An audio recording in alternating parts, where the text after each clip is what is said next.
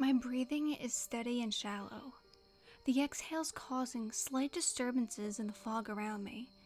My shoes making a constant smack on the pavement.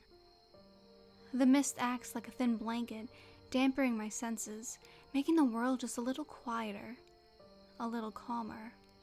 All around me are sounds and smells of pure, serene nighttime.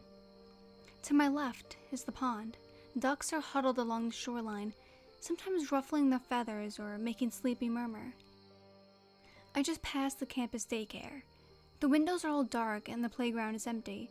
The swing creaks back and forth slightly. There must be a breeze. I'm on my way back from a long night of studying. It's around 2 a.m. The cafeteria in the university hall is open all the time, so students can study late for upcoming finals. I'm not much of a crammed studier, so I'm way ahead, and I don't have any exams for a few days.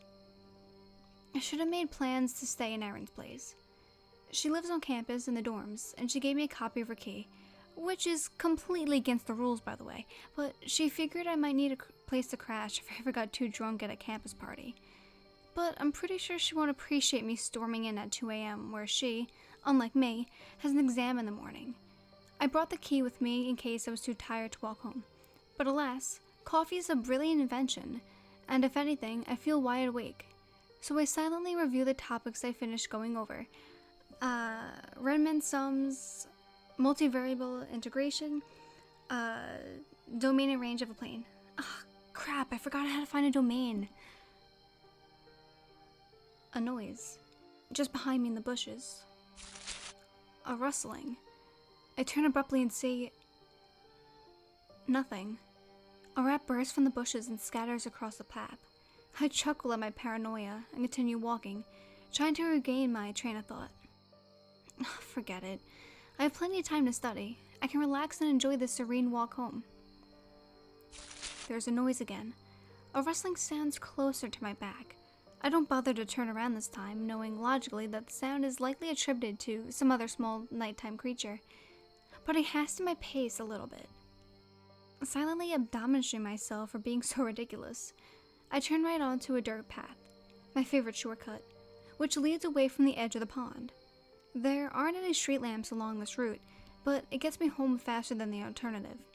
To my left are trees. Not a full-blown forest or anything, just some shrubbery planted on campus in an attempt to make it look prettier. On my right is a fenced construction site. The breeze makes an eerie sound when it blows through the skeletal frame of the unfinished building. Starlings are gathering in the trees just above my head, noisily expressing their distaste for my presence on their path. Their twittering and chattering is comforting distraction from the eerie sounds emanating from the unfinished building beside me. The fog has mostly lifted, and I can catch a movement out of the corner of my eye, ever so small, just beyond the fence of the construction zone. A fleeting shadow, like a piece of garbage blowing in the open space. I stop. For some reason, I need to look to see if maybe, just maybe, someone is in the empty building. Vandals? Maybe. I squint to move closer, grasping onto the chain link in an attempt to see into the dim area beyond the boundary. But I see nothing. I shake my head and release my hand from the fence, causing a shudder to go off to the length of it. There! A figure sprinting between the posts of the unfinished building. I know I saw it, but by the time I focus my eyes into the darkness, it has disappeared again. Then a figure, graceful and ghastly all at once, otherworldly in some ineffable way, steps out from behind a pile of dirt into the open middle of the site and stares at me. Without able to discern eyes or any features at all, I know the figure is looking at me. I startle abruptly, turn away from the fence, and I start walking again, even faster now. I glance over into the construction site as I move, and the figure is still there, a distance away, but walking in pace with me. I speed up, that instinctive prickling sensation of flight running up my spine and making my hair stand on end, multiple thoughts rushing through my head. How many coffees did I have today? Am I hallucinating? I just gotta get home. When I glance again, figure's gone. But the sick feeling of being followed is still in the pit of my stomach. I can see a light ahead, and I know I'm almost to the streets, so I speed up another notch. Almost to the safety and comfort of suburbia, almost in the warm glow of the street lamps. Another pass of the looming construction site. I put my head down and walk even faster. My legs are burning, and I'm doing everything I can do not to burst into a full-blown sprint. I look up to see how much closer I am. And it's there. In front of me. The figure is at the end of the path. Standing under the streetlight, it's watching me.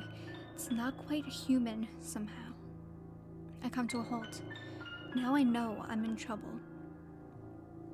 I stand there for a split second. It's watching me. Me watching it. And suddenly, abruptly, like some horrible inverted flash of lightning, the street lamp goes out and plunged into darkness. I can't see it anymore, but I'm not willing to believe it can't see me, so I turn and I run. The moonlight occasionally flashes between the trees. The starlings are gone. I can't sense a breeze. I have no idea where I am on the path, and I'm scared, terrified. I can hear it behind me, a ghastly, curdled, gasping sound, accompanied by a patter of the thing's footsteps. They're getting closer and closer and closer. I'm still running, but I shrug off my backpack, letting it fall into the ground, and I glance back. In the flashes of moonlight, I see the thing tumble to the ground, tripped up by my bag. Definitely not human. I start running faster. There's a pond, I can see it just ahead, the moon reflected in the still water. I reach my turn, and I get an idea. I sprint in the direction of Erin's dorm building. I can still hear the thing behind me, but it sounds further away now. I gained some distance when it tripped. I force my legs to go even faster. I'm panting and I can't feel my legs. I run back past the campus daycare, past the cafeteria, and I burst into the courtyard of Erin's building, sprinting towards the light above the solid steel door, already digging in my pocket for the key. The key!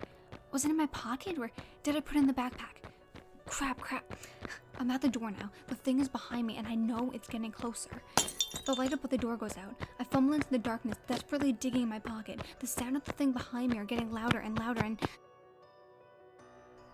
Yes, the key! I'm sweating and I pull the key from my pocket and urgently feel around for the keyhole. Oh god, why did the light have to go out? The key slides into the lock and I turn it, throw open the door, rush inside the warmth of the lobby and slam the door behind me. Silence. The thing throws itself against the steel door. A gargled cry of anger sounds from behind the door, and then there's nothing.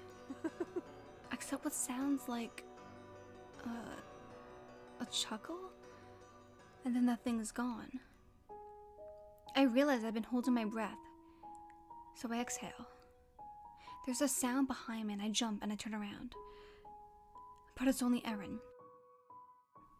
Morgan, she says, and I begin to sob. I don't ever cry, but I start bawling. What the hell? Okay, whoa. What the hell's going on? I heard banging and it woke me up, and, well, obviously my room's right here, so I came to see what happened. Are you okay? Why are you crying? Is it that jackass of a boyfriend? I swear to God, if he hurt you or something... Now I'm laughing. Why am I laughing? This must be what shock feels like. I don't think you'd... I start to sob and giggle. Erin looks at me like I'm completely insane. Believe me if I told you what just happened to me. I start to turn hysterical. Doors in the hallway open and sleepy students peek their heads out of their rooms to see what the racket is. What the hell do you think you're looking at? Erin yells at them. Go the hell back to bed. God, people can't mind their own goddamn business. Her profuse cursing obviously worked, because doors close again and everyone disappears. Okay, well, let's just go into my room. My roommate is a psycho, so she'll probably have a fit, but I honestly don't care at this point. Since when do you cry? Okay, just get in here. She leads a hysterical man to her room, and sure enough, her roommate, which I think her name is Sue, gives us a dirty look and makes a show of her jabbing her earbuds in and turning her iPod on loud, then rolling over and yanking the covers over her head. Erin rolls her eyes and flops down on her bed, crossing her legs. You want to tell me what the hell is going on, Em? It better be good. Sometime later in the early hours of the morning, following a long, incredulous lecture from Erin about the effects of staying up too late, plus a tangent lecture about how she, unlike some people, has an exam to write in a few hours, she banishes me to her dorm room floor with a blanket and a rolled-up hoodie for a pillow and demands that I go to sleep. Still convinced I hadn't imagined the horror of that night, I grudgingly closed my eyes, but flashes of the thing's face dart across my eyelids, and I realized that attempting to sleep is futile. My phone had also been in my pocket rather than my backpack, along with Erin's key. I pick it up and seriously consider for about half a second calling the police. But what would I tell them? The key, crap! What did I do with it? I feel around in the dark, but I can't remember where I put it in the flurry of action after I made it safely into the building. Erin is snoring lightly, and I figure she'll stay that way for at least a couple more hours.